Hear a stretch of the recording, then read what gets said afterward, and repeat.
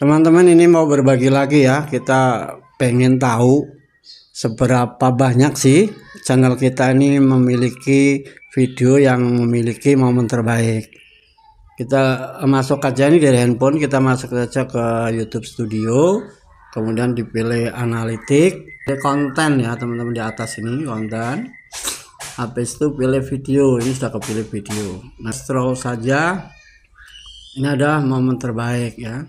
Itu saja agar ini tampilannya begini teman-teman ya. Ini video-video yang memiliki momen terbaik.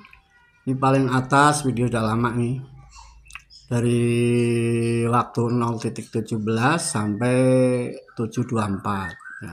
Nah, kita mau yang cari yang baru sajalah, yang lama biar berlalu. Baru nih, pengganti strategi terbaik saling subscribe ya. Ini dari 0.03 sampai 6.13. Kita lihat. Nah, di sini.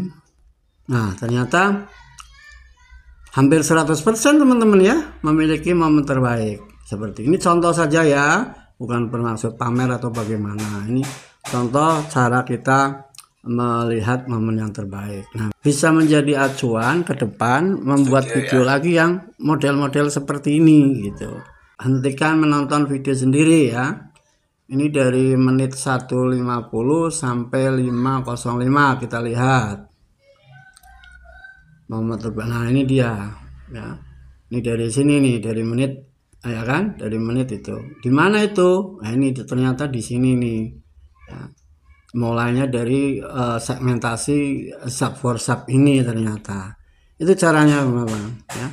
Gampang saja. Jadi mari kita bikin video yang semakin banyak di channel kita memiliki momen terbaik video-videonya. Oke, semangat berkarya. Nanti kita akan coba diskusi ya.